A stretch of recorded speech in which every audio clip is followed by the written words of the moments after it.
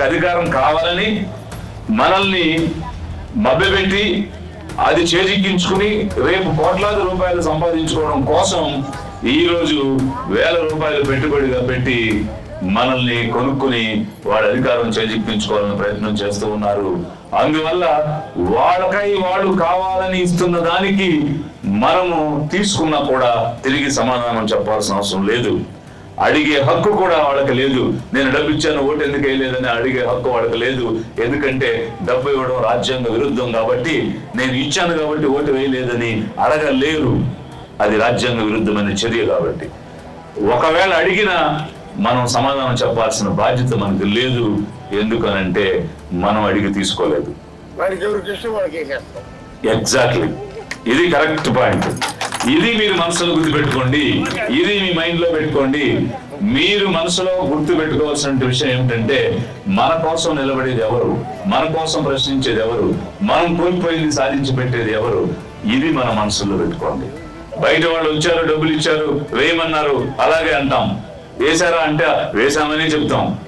ఎవరు చూసి వచ్చారు? ఈ ఓటు వేయడం అనేది సీక్రెట్ గా జరిగేది. పోలింగ్ బూత్ లోకి వెళ్ళిన తర్వాత మనం ఓటు వేసినప్పుడు అది ఎవరికి కూడా కనిపించదు.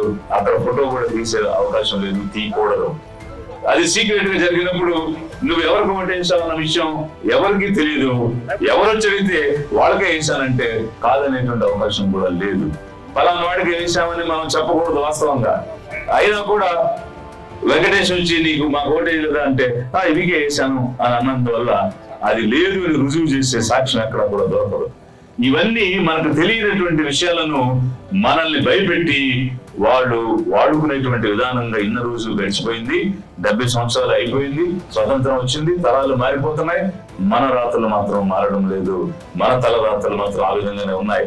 వారు ఈ రోజు మోటార్ సైకిల్ మీద తిరిగే వాళ్ళు 10 రోజులు కారు కొంటున్నారు, తర్వాత విమానాలు ఎక్కుతున్నారు. భూమి 1 ఎకరం ఉన్నవాడు 10 ఎకరాలు 100 ఎకరాలు సంపాదిస్తున్నారు. సంపాదించి వాళ్ళ తర్వాత తరానికి తలొక 30 ఎకరాలు తలొక 50 ఎకరాలు పంచుతున్నారు.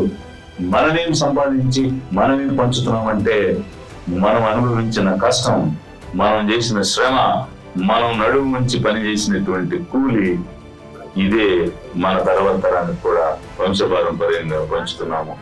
వాస్తవంగా ఏ తల్లిదండ్రి అయినా నా పిల్లలకి నా కష్టమే రావాలి, నేను చేసిన శ్రమే చేయాలి, నాలాగా కూలీగానే బ్రతకాలి అని అనుకుంటారా? ఎవరు కూడా అలా అనుకోరు.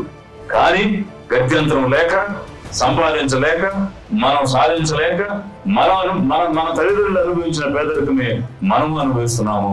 రేపు మనం కనుక సఫలీకృతం కాకపోతే అదే పేదరికాన్ని మన పిల్లలు కూడా ఇచ్చే పరిస్థితి అవుతుంది. ఇలా జరగడానికి వీల్లేదు. ఇది మారాలి. మనం అనుభవించిన కష్టం మన పిల్లలకి రాకూడదు.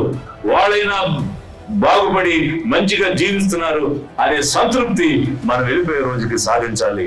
అలా సాధించాలి అని అంటే మన కోసం మనం బ్రతకడం మొదలు పెట్టాలి. మనం ఎలా బ్రతకాలి అని అంటే, ఈ రోజు మన చేతిలో ఉన్నటువంటి ఒకే ఒక అవకాశం, మన ఓటు మనం వేసుకునేటువంటి అవకాశం. ఎన్నాళ్ళుగా మన పార్టీ అనేది లేదు కాబట్టి ఈ పెత్తందారులు నడుపుతున్న పార్టీలకే ఓటు వేశాము, తప్పని పరిస్థితిలో, వేరే చాయిస్, వేరే ఆప్షన్ లేక.